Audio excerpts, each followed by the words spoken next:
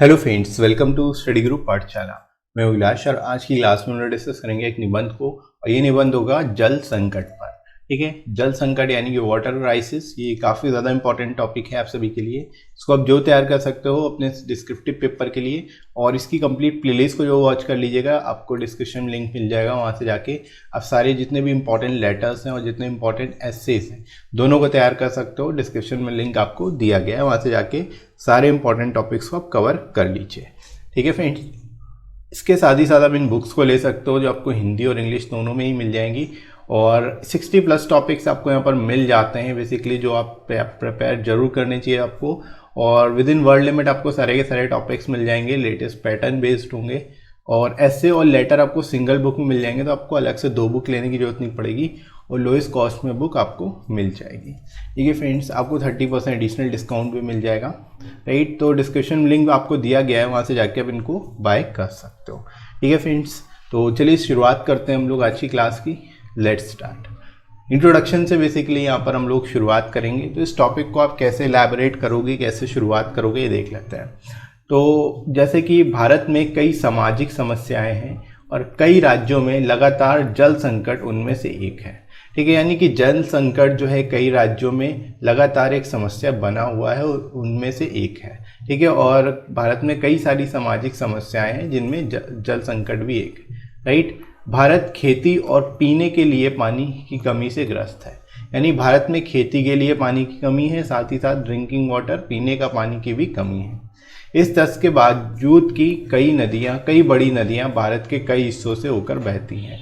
ठीक है, यानी कि भारत में कई सारी नदियां हैं जो भारत के कई हिस्सों में बहती हैं, फिर भी यहाँ पर पानी की कमी है, ऐसा देखा गया है। राइट, अब आप यहाँ पर एग्जाम्पल के तौर पे बता सकते हो कि कौन कौन सी नदी हैं। दक्षिण में कृष्णा, गोदावरी, कावेरी है। उत्तर में गंगा, ब्रह्मपुत्र, सिंधु, महानदी और अन्य नदियाँ हैं। ठीक है, तो यहाँ पर आप बता सकते हो कि भारत में नदियाँ बहुत सारी हैं, नदियों की कमी नहीं है, लेकिन फिर भी पानी की कमी होती जा रही है, क्योंकि एक तरह से पॉपुलेशन बढ़ती जा रही है, जनसंख्या बढ़ती जा रही है, उसकी वजह से जो लिमिटेड रिसोर्सेज है वो घटते जा रहे हैं। ठीक है, तो वाटर भी उनमें से ही एक है, तो इसलिए जो है पानी की या फिर वाटर की शॉर्टेज होती जा रही है। राइट, तो यहाँ पर आप एग्जाम्पल के तौर पे बता सकते हो कि दक्षिण में कृष्णा, गोदावरी, कावेरी नदी हैं। उत्तर में गंगा, ब्रह्मपुत्र, सिंधु, महानदी और भी कई सारी नदियाँ हैं जो कि सफिशेंट होनी चाहिए, लेकिन फिर भी अभी भी पानी की कमी है। राइट, बहुत सारा पानी बिना उपयोग में लाए ही समुद्र में चला जाता है।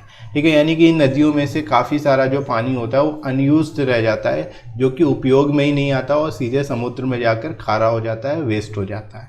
राइट, हालांकि हमारे पास काफ़ी सारे प्राकृतिक संसाधन हैं, फिर भी हम अभी भी इन प्राकृतिक संसाधनों का अधिकतम उपयोग करने में पूरी तरह से सक्षम नहीं हैं। ठीक है, अब आप यहाँ पर बता सकते हो कि हमारे पास जो है प्राकृतिक संसाधन तो बहुत है, नेचुरल रिसोर्सेज तो हैं, लेकिन इन नेचुरल रिसोर्सेज को हम फुलर यूटिलाइजेशन नहीं कर सकते, ऑप्टिमम यूटिलाइजेशन इन रिसोर्सेज का नहीं कर पा रहे हैं, जिसकी वजह से ये समस्याएं सामने आ रही हैं। ठीक है, तो अधिकतम उपयोग करने में असमर्थ हैं हम, और जब तक इसका अधिकतम उपयोग नहीं होगा तब तक इनको पूरी तरह से नहीं किया जा सकता, सक्षम नहीं हो पाएंगे जब तक हमारे साथ इस तरह की प्रॉब्लम्स आती रहेंगी। ठीक है, तो यहाँ पर आप इस तरह से इस चीज़ को एक्सप्लेन कर सकते हो, यहाँ पर इन सभी पॉइंट्स को लिख सकते हो इस तरह से। ठीक है फ्रेंड्स, तो आई होप यहाँ तक आप लोग को अच्छे से समझ आ गया होगा इंट्रोडक्शन में। आगे मूव करते हैं हम लोग बॉडी सेक्शन की ओर। जल संसाधन और संरक्षण आज की आवश्यकता है, जिसमें जनता का सहयोग अपेक्षित है। ठीक है, यानी जन संसाधन और संरक्षण, जन संसाधन का संरक्षण जो है वो नीड ऑफ द आवर, आज की आवश्यकता है, जिसमें जनता का सहयोग भी होना चाहिए। ठीक है, क्योंकि बिना जनता के सहयोग से कुछ भी चीज़ पॉसिबल नहीं हो पाएगी। राइट, पिछले कुछ वर्षों में सिंचाई व अन्य कार्यों के लिए भूमिगत जल के अत्यधिक प्रयोग के कारण भूमिगत जल के स्तर में गिरावट आई है। ठीक है, यानी कि हम लगातार अपने उपयोग के लिए जो भूमिगत जल है, जो ग्राउंड वाटर है बेसिकली, उसको हम यूज़ करते जा रहे हैं और उसका अत्यधिक उपयोग कर रहे हैं। ठीक है, एक्सेसिव यूज़ करते जा रहे हैं, जिसकी वजह से जो भूमिगत जल है, जो वाटर टेबल है बेसिकली, ग्राउंड वाटर टेबल है, वो तेज़ी से फॉल होती जा रही है, उसमें गिरावट देखी जा रही है। राइट, अभी सभी स्रोतों से प्राप्त जल मनुष्य के लिए उपयोगी नहीं होता। औद्योगिकरण के कारण नदियों का जल प्रदूषित होता जा रहा है। इन्हीं कारणों से मानव जगत में पेयजल की समस्या उत्पन्न हो गई है। ठीक है, तो आप यहाँ पर एग्जाम्पल यहाँ पर बेसिकली रीज़न बता सकते हो कि क्यों कमी हो रही है। कि सबसे पहली चीज़ कि हमारे पास जितने भी सोर्सेज हैं उन सभी सोर्सेज क्या है, उपयोगी नहीं है पीने के लिए। उन सभी को हम बेसिकली अपने उपयोग में नहीं ला सकते, राइट। और औद्योगिकरण, इंडस्ट्रियलाइजेशन के कारण जो नदियां हैं उनका नदियों का पानी जो है वो दूषित भी होता जा रहा है। ठीक है, तो इसलिए जो है पेय जल की जो ड्रिंकिंग वाटर है उसकी कमी होती जा रही है, राइट। तो यहाँ पर आप इसको भी यहाँ पर बता सकते हो, एक्सप्लेन कर सकते हो, कारण बता सकते हो कि क्यों कमी हो रही है, राइट। आगे मूव करते हैं हम लोग बॉडी सेक्शन में। इसमें ही आज विश्व के 30% देश जल संकट का सामना कर रहे हैं। ठीक है, यानी विश्व के 30% देश काफ़ी ज़्यादा हैं, बेसिकली मोस्टली देश जो हैं जल संकट का सामना कर रहे हैं। आप ऑफिशियल डेटा दे सकते हो। दैनिक जीवन में कार्य करते हुए पसीने उत्सर्जन प्रक्रिया के दौरान हमारे शरीर से जल बाहर निकलता है, इसलिए हमें नियत समय पर पानी पीते रहने की आवश्यकता होती है।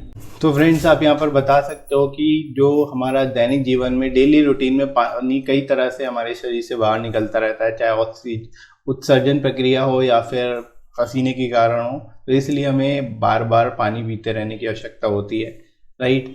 जीवन के लिए जल की इस अनिवार्यता के अतिरिक्त दैनिक जीवन के अन्य कार्यों जैसे भोजन पकाने, कपड़े साफ करने, मुंह हाथ धोने, नहाने आदि के लिए भी जल की आवश्यकता पड़ती है।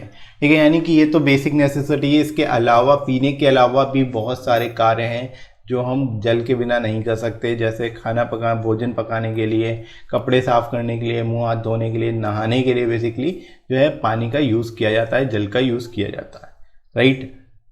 प्रकृति में पेड़ पौधे, पशु पक्षी भी अपने जीवन के लिए जल पर ही निर्भर हैं। ठीक है, यानी मानव जीवन ही नहीं, अन्य जो है पेड़ पौधे, पशु पक्षी, ये सब भी, इनका जीवन भी जल पर ही निर्भर है, क्योंकि इनको भी अगर जल नहीं मिलेगा तो ये भी जीवित नहीं रह पाएंगे, राइट।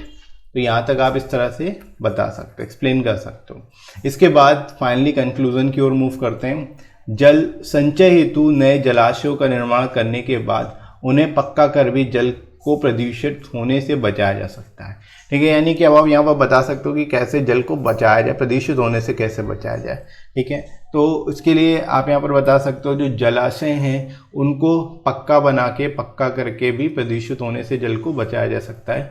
वर्षा के जल के संरक्षण के लिए घरों की छतों पर बड़े बड़े टैंक बनाए जा सकते हैं। ठीक है, ऐसा करने से भूमिगत जल के स्तर में भी वृद्धि होगी, राइट। यानी जो वर्षा का पानी है उसका संरक्षण किया जाए और बड़े बड़े टैंक बनाए जाए जो सीधे एक तरह से ग्राउंड वाटर पे जाके ऐड होंगे, जिसकी वजह से भूमिगत जो जल है वो भी, उसमें भी वृद्धि होगी, राइट। तो यहाँ पर आप इस तरह से सजेशन दे सकते हो इसके रिगार्डिंग।